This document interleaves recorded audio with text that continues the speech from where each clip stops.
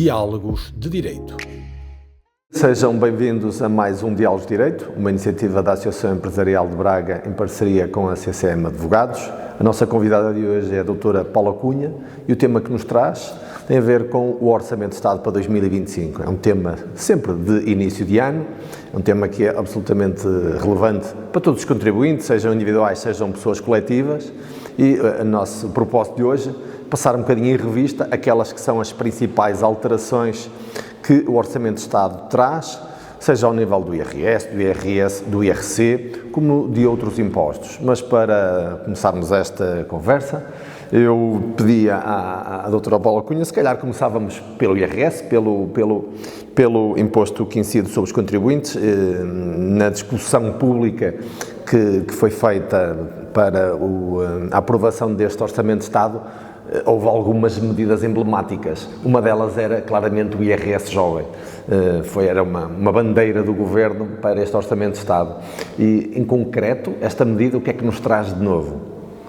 Quero agradecer uma vez mais à Associação Empresarial de Braga o convite que faz à CCM Advogados e a esta parceria no sentido de tornar quem nos ouve um bocadinho mais expert naquilo que são as alterações legais que impactam na vida, sobretudo das empresas e dos empresários, e o Orçamento de Estado acaba por ser uma medida que não é só para empresas e empresários, impacta-nos a todos em todas as nuances da nossa vida, porque os impostos estão presentes em todas as nuances da nossa vida.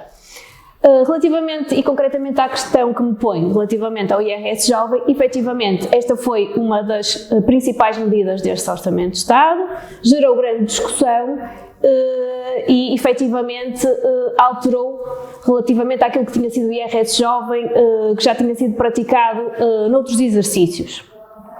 As principais alterações desta medida tiveram a ver, sobretudo, com a idade até à qual este regime se pode aplicar. Portanto, agora são todos os jovens até 35 anos, desde que exerçam uma atividade que seja geradora de rendimentos da categoria A e B, só estas duas categorias. E, por outro lado, o período durante o qual se vai verificar este benefício são os primeiros 10 anos de tributação. Portanto, há aqui esta alteração tanto na idade máxima a que se aplica como na duração da medida, e ainda cai o requisito relativo à escolaridade obrigatória, ou seja, independentemente do ciclo de estudos, esta medida aplica-se aos jovens que preencham os anteriores dois requisitos, portanto, primeiros 10 anos de tributação e os 35 anos de idade. Antes de eu explicar bem esta medida, convém desde logo fazer já aqui uma ressalva de quem é que não pode beneficiar desta medida. Não podem beneficiar os jovens que tenham estado ou que estejam ao abrigo da tributação não residentes, portanto, que era um regime extremamente favorável aos jovens e, portanto, quem beneficiou desta medida ou se encontrar a beneficiar não pode usufruir deste IRS jovem. Também não podem usufruir os jovens que no ano passado, na transição desta medida da tributação dos não residentes, foi criada uma medida especial para os jovens ligados à inovação e à tecnologia, portanto esses também não, e aqueles que optem por ser tributados como ex-residentes. Portanto, relativamente a estes jovens, mesmo que tenham os outros requisitos, como têm estes regimes que são mais benéficos em termos fiscais, portanto não podem cumular estas duas medidas. E então, a questão agora que se coloca e que se tem colocado na prática é como é que nós vamos aplicar estes 10 anos e estes 35 anos de idade. Ou seja, eu que sou jovem e tenho 30 anos de idade, portanto ainda tenho aqui 5 anos até supostamente ao fim da medida, mas já trabalho há 15 anos. Eu posso ainda nestes 5 anos que me faltam da minha vida contributiva até aos 35 beneficiar desta medida? Não, não posso. Não posso porquê? Porque a lei é explícita, são os primeiros 10 anos de tributação. Isto é sobretudo sensível para os jovens que trabalham durante o seu período de estudos, não é? Nós temos muitos jovens que... Ainda que o trabalho seja feito em regime part-time? Ainda que o trabalho seja feito em regime de part-time, ou seja, já iniciaram a carreira contributiva. Portanto, se o jovem exerceu em regime de part-time, imaginemos que o curso durou 3, 4 anos, o normal ciclo de estudos, e durante esse período exerceu uma atividade profissional, até para custear os próprios estudos, só vai beneficiar agora que inicia, se calhar, a sua carreira a sério, digamos, só vai beneficiar daquilo que faltam para os 10 anos. Certo. Independentemente de estar, se calhar, muito longe até dos 35. Portanto, isto é uma medida que acaba por ser um bocadinho, em termos sociais, digamos, discriminatória, não é? Porque, pronto, os jovens muitas vezes têm necessidade de trabalhar para concluir o seu ciclo de estudos e nesta medida estão de certa forma a ser prejudicados em relação àqueles que têm a vida mais desafogada, os pais puderam custear o seu curso e, portanto, não tiveram necessidade de trabalhar. Eles começam agora o mercado de trabalho e vão ter direito aos 10 anos do benefício, enquanto que os outros vão ter que descontar o período em que já exerceram trabalho remunerado. E o benefício em concreto traduz-se em quê? Traduz-se numa diminuição das taxas de IRS. São estabelecidos escalões em função dos anos de trabalho e em função de cada escalão, nos primeiros anos há uma isenção total, a 100%, e depois conforme até aos 10 anos vão sendo progressivamente taxados. Há uma diminuição face às taxas marginais normais. Muito bem. E do ponto de vista formal, e já estamos no mês de fevereiro, portanto já vai havendo alguma aplicação da medida nas empresas, como é que ela processa? A iniciativa tem que partir dos jovens? A iniciativa tem que partir do jovem. O jovem tem que dizer que quer beneficiar deste regime fiscal. Ok. Tem que fazer uma comunicação formalmente? Tem que fazer uma comunicação a dizer que pretende começar a beneficiar deste regime fiscal e a partir daí a entidade adapta. E presumo que teve que apresentar um extrato das... Sim, que não exerceu trabalho remunerado até aí, um extrato das contribuições para a Segurança Social e, portanto, comprovar que não exerceu ou que exerceu menos que os 10 anos para poder ainda beneficiar do período que lhe falta até aos 10 anos. Sim, tem que fazer essa prova. Muito bem. Ainda dentro do IRS, uma das componentes de remuneração das pessoas naturalmente tem a ver com o salário, mas também temos o subsídio de refeição, que nos trouxe também novidades neste Orçamento de Estado. É verdade. O subsídio de refeição, relativamente à parte que não é tributada, nós temos aqui, sobretudo, um incentivo aos vales de refeição. Relativamente ao subsídio de alimentação que é pago em numerário, ou seja, como componente monetária do salário, manteve-se como o limite máximo que não é tributado, os 6 euros. Aqui nós não tivemos qualquer alteração. Ao nível dos vales de refeição, é que passamos a ter aqui uma alteração para os 10,20 euros, sendo que há ainda outra alteração que é, a partir deste valor, só é tributado 70% do remanescente do valor, ou seja, até que eram 60%, agora passou para os 70%, o que é um claro incentivo a que as empresas paguem em vale de refeição, porque traduz, eu não digo numa liquidez, porque não é uma liquidez, não é um cartão que tem determinadas condicionantes para poder ser utilizado, só pode ser descontado em determinados serviços e, portanto, acaba também aqui por haver esta diferença que não é muito perceptível, porque é que é quase o dobro aquilo que se isenta de tributação entre aquilo que é pago em numerário e aquilo que é pago em vale-refeição, uma vez que o trabalhador deveria poder optar, mas optar em iguais circunstâncias, e aqui não há iguais circunstâncias para optar, não é? Está quase a optar por um dobro de um rendimento para não ser tributado, não é? Sem dúvida. Ainda em IRS temos também novidades do ponto de vista dos pagamentos por conta para os trabalhadores de categoria B. Categoria B. Ora bem, os pagamentos por conta da categoria B são sempre uma questão problemática, não é? Porque são os trabalhadores independentes que acabam por ser tributados quase como uma empresa, não é?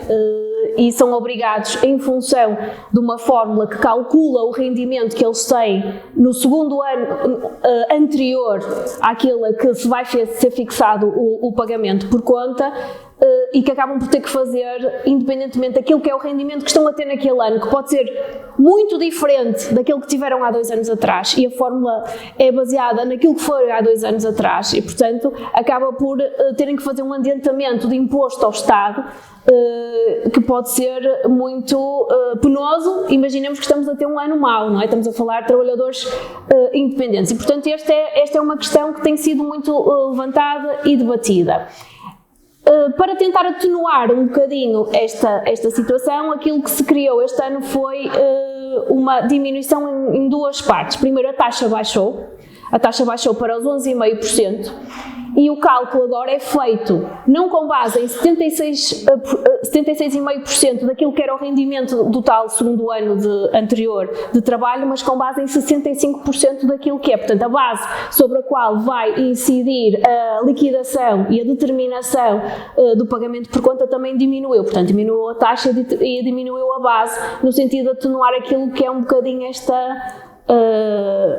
dificuldade que alguns trabalhadores independentes podem sentir. Claro, porque de facto rendimentos passados não significam que eles venham a ocorrer no futuro. Mas a fórmula é feita assim, o cálculo está determinado assim e, portanto, pode gerar verdadeiras injustiças, sim. Muito bem, passamos aqui por 3 das principais alterações que implicam alterações no IRS. Existem outras de mais pequena monta, que naturalmente depois as pessoas podem explorar na internet ou colocarmos as questões, seja a associação, seja a CCM Advogados, para nós explicarmos, mas avançaríamos agora para o IRC e também uma das medidas bandeiras na discussão deste Orçamento de Estado era a baixa da taxa do IRC. Começou-se com uma proposta do Governo da diminuição dos 2 pontos percentuais, acabou depois por ser fixada num ponto percentual.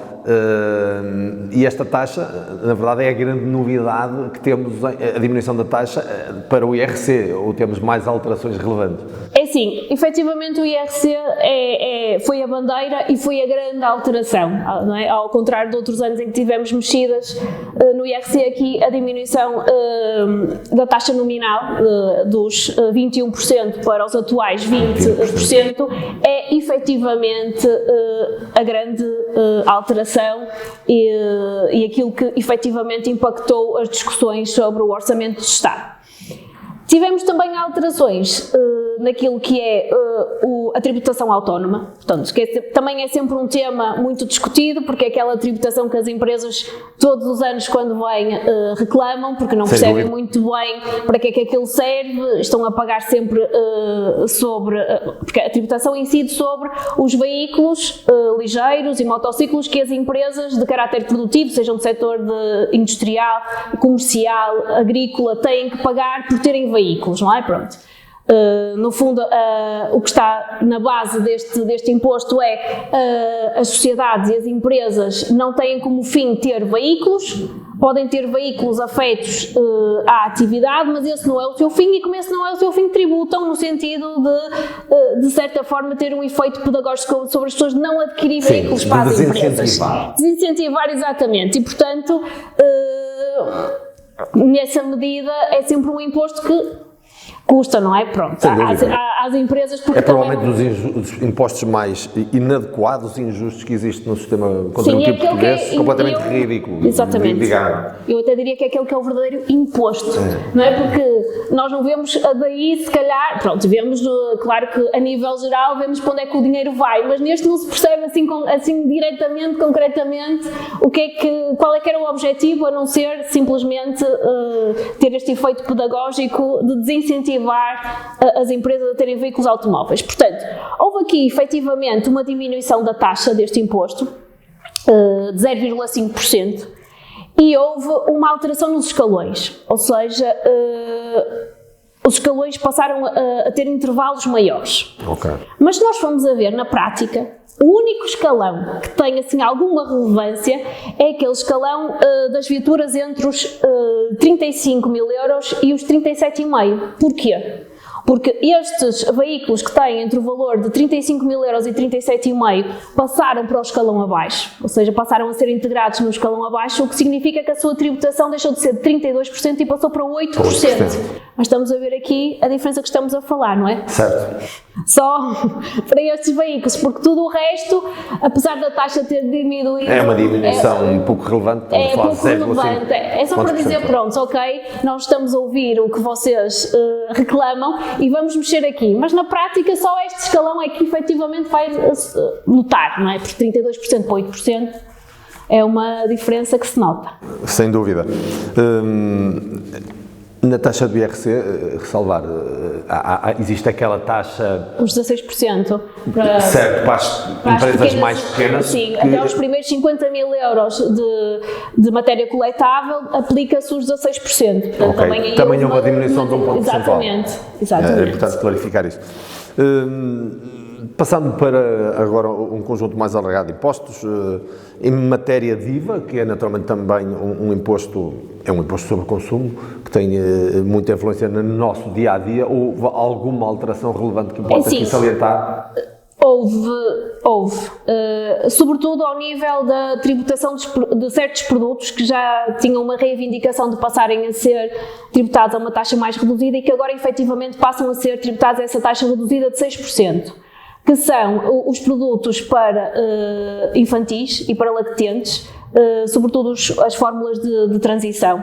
Portanto, que muitas vezes vêm substituir o leite materno, não é? Mulheres que não querem ou que não podem amamentar e, portanto, precisam obrigatoriamente para alimentar as crianças destas fórmulas de transição. Estas fórmulas de transição passaram a ser tributadas a 6%, já era uma reivindicação antiga. Para além disso, também os produtos dietéticos e integrais, substitutos da alimentação que estejam ligados ao controle da obesidade, também passam a ser tributados a esta taxa de 6%. Portanto, para estes dois grupos houve aqui esta pequena alteração na taxa do IVA. Certo. Outro imposto que sofreu uma pequena alteração, igualmente um imposto muito discutível acerca da sua pertinência no mundo que vivemos, mas é uma realidade que existe, o imposto de selo. Há alguma alteração que importa aqui também salientar? O imposto de selo, eu costumo dizer aos clientes que é aquele que não se foge, não é? Porque às vezes, mesmo nas partilhas e naquelas situações em que estão isentas, por força das relações familiares, não é? Não há imposto sucessório, portanto, se forem para os familiares mais diretos, mas ao imposto de selo ninguém foge, não é? Pronto. E nós estamos habituados a isso e é aqui um bocadinho que vem esta alteração no banco, não é? Nós por tudo pagamos imposto de selo, não é? Basta tirar um extrato bancário, vem o cartãozinho e depois vem lá imposto de selo na comissão bancária, não é? Imposto de selo, pronto. Ninguém foge a esta. Dá vontade de dizer qual selo. É isso, exatamente. Aquilo que é, de certa forma, é uma continuidade. Mantém-se aqui a isenção do pagamento de imposto de selo nas operações bancárias ligadas ao crédito habitação até o montante do capital garantido, ou seja, sempre que haja uma renegociação de taxa, há uma isenção do pagamento de imposto de selo, mesmo que da renegociação dessa taxa houvesse aqui um diferencial a pagar, fica isento, e há também uma isenção de imposto de selo quando há um refinanciamento da dívida e nós temos uma alteração da entidade bancária e, portanto, há necessidade de constituir novas garantias. Também na constituição destas novas garantias há aqui uma isenção do imposto de selo. Portanto, esta é uma medida que vem um bocadinho na continuação daquilo que já existia, no sentido de facilitar um bocadinho aqui as famílias no acesso ao refinanciamento e à renegociação do crédito bancário. Muito bem. Estamos a chegar ao fim, deixamos aqui para o último um tema que também é sempre muito importante analisar, sempre que se fala de alterações fiscais promovidas pelo Orçamento de Estado, tem a ver com os benefícios fiscais, e eu diria que uma das também bandeiras nesta discussão que houve do Orçamento de Estado e que foi muito até reclamada pelas confederações empresariais, que tinha a ver com o famoso 15º mês que pudesse ser isento de TSU e IRS para os seus beneficiários, no fundo um prémio de produtividade. É uma das medidas que está aqui em causa, mas também temos o incentivo à valorização fiscal. Fala-nos, no fundo, um bocadinho em que é que consistem estas medidas e se existe alguma articulação entre elas. É sim, efetivamente, às vezes nós temos Orçamento de Estado, e nós já falamos sobre o Orçamento de Estado aqui há alguns anos, em que os benefícios fiscais é quase uma coisa que se diz, pronto, é a continuação dos anteriores, faz uma repristinação daquilo que estava para trás e continua, e quase não falamos de benefícios fiscais. Este é de facto um orçamento em que isso é diferente e em que os benefícios fiscais acabam por ser bandeira também, ao lado do IRS jovem e ao lado da taxa de descida do IRC. Agora, do lado dos benefícios fiscais, temos mais duas bandeiras, não é? Temos aqui a valorização salarial e temos aqui então o tal 15º mês enquanto prémio de desempenho. ou produtividade, ou aquilo que as empresas lhe quiserem chamar, porque há aqui uma panóplia grande daquilo que pode consubstanciar esta medida. Eu vou começar por falar da medida fiscal de valorização salarial, porque esta medida é necessária para podermos aplicar a outra. Portanto, esta medida pode-se aplicar sozinha, não é preciso aplicar esta e a outra, mas para a aplicação da outra vamos precisar ter esta. Esta é a condição necessária, por isso eu vou começar por explicar esta e depois passamos à outra. Portanto, o que é que o Orçamento de Estado prevê? O Orçamento de Estado prevê que as empresas possam deduzir até 200%, no orçamento anterior acho que eram 150%, dos custos suportados com os aumentos salariais que tenham, desde que façam relativamente à média dos salários da empresa um aumento de 4,7%. A medida do ano passado era um bocadinho diferente, porque a medida do ano passado obrigava-nos a que fossem todos os salários da empresa. Todos os trabalhadores tinham que estar. Este ano a medida tem aqui uma pequena nuance, que é: aqueles que têm que ter um aumento dos 4,7% são aqueles que têm um salário inferior ou igual à média dos salários da empresa. Ou seja, nós temos que nivelar pela média, e aqueles que estão na média ou que estão abaixo é que têm que ser beneficiados com estes 4,7%.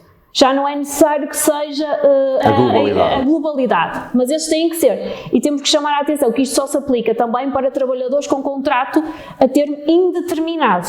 Portanto, tem que ser dentro do cômputo da empresa. Para se aplicar é para os trabalhadores que têm o contrato por tempo indeterminado. Pronto. Passando agora para a outra medida. E, portanto, o benefício consiste, portanto, em esse aumento. Ou seja, eu tenho aceito fiscalmente como o dobro. Exatamente, ou seja, eu tenho um custo com os trabalhadores e esse custo é-me aceito fiscalmente, só que essa diferença que eu aumento, em termos fiscais, vai-me ser contada duas vezes. Certo. Ou seja, como o dobro, não é? Eu despendo 10, mas aquilo para o fisco vai-me contar como um custo de 20. Certo. Portanto, é isso o apoio, portanto, para as empresas serem estimuladas de certa forma a aumentar os salários. Estamos a falar de um aumento salarial que foi, no fundo, negociado em concertação social, que é muito significativo, sobretudo atendendo ao contexto socioeconómico que vivemos, e, portanto, é um incentivo mais que justo que seja implementado. É isso, e pronto, e para as empresas em termos de custo, depois, ao fim das contas, para a terminação da matéria coletável, incorrer um custo de 10, mas para as contas vai ser um custo de 20 e, portanto, isso vai ter impacto no imposto a pagar. Agora, relativamente àquilo que é chamado e mais conhecido pelo 15º mês, mas que também lhes podemos chamar prémio de produtividade, prémio de desempenho, participação nos lucros, gratificação de balanço, podemos lhes chamar o que quisermos. O que é importante ter em conta neste benefício? Primeiro, que a empresa tem que ter implementado a medida que nós já vimos do incentivo ao aumento salarial. E depois, este prémio, digamos, tem que ser pago uma única vez e não tem caráter de regularidade. Ou seja, não é aqueles prémios, porque as empresas muitas vezes atribuem prémios de desempenho de forma regular, de 3 em 3 meses, 4, não, tem que ser uma única vez. Porque senão já não pode ter esta isenção tanto de IRS como de TSU. E neste mês, no mês em que este rendimento é pago, ele fica sujeito à taxa de retenção. É importante as pessoas perceberem isso, porque senão depois o que é que vai acontecer? As pessoas pensam, isto não é tributado, e depois no meu recibo de vencimento vão dizer, afinal isto foi tributado. Ele é feita a retenção na fonte, à taxa do mês em que as pessoas recebem. E este acerto vai ser feito depois na liquidação de IRS afinal. Certo. É aí que as pessoas vão sentir esta diferença, não é? Porque senão, lá está, eu acredito que muita gente vai ver o recibo e afinal fui tributado nisto. Certo. É verdade, vai haver uma retenção, mas depois isso vai ser reposto no acerto final do IRS. Muito bem. E para concluirmos, uma análise global às alterações fiscais que são promovidas neste Orçamento de Estado, mesmo para fecharmos, o que é que nos tem a dizer? Sim, eu acho que este Orçamento de Estado é marcado claramente pelo investimento público e por uma necessidade de aumento do PIB, muito ainda em reforço daquilo que são as medidas do PRR e das necessidades de investimento que são necessárias fazer para cumprirmos este programa. Este é sem dúvida um orçamento positivo. Nós não podemos retirar a importância das medidas, como estivemos aqui a falar, do IRS jovem, não é? Que vem aqui atribuir àquela que é uma classe que nós procuramos que permaneça em Portugal, que pretendemos cativar e que, no sentido de qualificar o nosso trabalho, portanto, é sem dúvida uma medida positiva, não podemos dizer que não é. Também não podemos dizer que não é uma medida positiva à taxa a diminuição da taxa do IRC, porque efetivamente isso é importantíssimo no cômputo global da competitividade das nossas empresas. No entanto, eu acho que este Orçamento de Estado fica um bocadinho aquém daquilo que poderia ter sido o seu objetivo, que é o crescimento mais profundo da nossa economia. É assim, é arriscado dizer que se tenha que fazer uma alteração da política fiscal num Orçamento de Estado, porque efetivamente o Orçamento de Estado é um instrumento que nós não nos podemos esquecer que, embora tenha que ser projetado para o futuro, não é? Mas é um orçamento de contas, são contas, é naquele ano, não é? Como é que eu vou reger a minha casa, que neste caso é Portugal. Portanto, é assim, acho que muita gente espera que seja o orçamento que seja à base do regime fiscal e uma alteração do nosso regime fiscal. Não sei se é por aí, mas acho que as sementes têm que ser lançadas aí. Designadamente com autorizações para alterações legislativas. Acho que as sementes têm que ser lançadas aí e acho que nesse sentido não foram como podiam ter sido, mas sem dúvida que é positivo. O maior problema da nossa economia continua a ser a produtividade, em que nós temos perdido para os nossos principais concorrentes. A Europa de Leste está a crescer em termos de produtividade 4 a 5% ao ano e nós estamos a crescer a uns magríssimos 1,2% ao ano. E apesar dos nossos esforços com o IRS jovem, capacitação do capital humano, a verdade é que os salários base dos jovens nos países que nos são concorrentes são 30 a 40% superiores. E, portanto, é preciso também aqui ter atenção que é preciso muito mais que isto se nós queremos reter estas pessoas, porque embora estejamos a dar um incentivo fiscal positivo, sem dúvida, e um sinal de que Portugal os quer aqui, a verdade é que ninguém compete com 30 a 40% de salários superiores e, portanto, isso só pode ser travado através do aumento da produtividade, que vai elevar ao aumento do rendimento e vai nos permitir pagar salários melhores a estas pessoas e, portanto, fazer com que elas fiquem cá.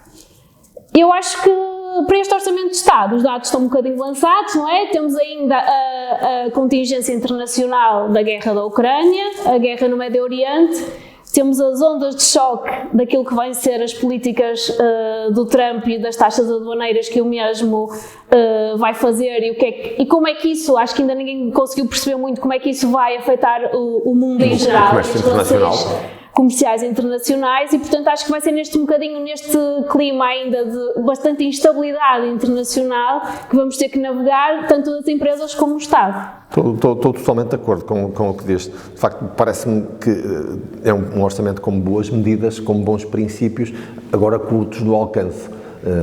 Mas também se compreende que o quadro em que ele é aprovado, nós temos hoje um jogo de forças na Assembleia da República que não facilita a que haja eventualmente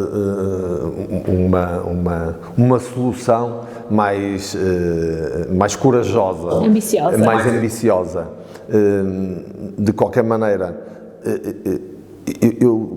há um ponto que temos visto nos últimos orçamentos de Estado, é que há sempre uma grande carga de investimento público que faz depender o nosso crescimento muito da capacidade de concretizarmos o investimento público e quando olhamos para trás o que vemos é que o Estado depois não consegue executar o investimento. Promete, inscreve no orçamento, depois os níveis de execução são de facto muito baixos e acabamos por continuar a conseguir crescer graças ao grande esforço das empresas, do tecido empresarial, que verdadeiramente são os agentes transformadores e que fazem crescer a economia, apesar das vicissitudes todas que temos de um sistema fiscal que não é competitivo e que não promove a inovação, que não promove o desenvolvimento, a competitividade das empresas.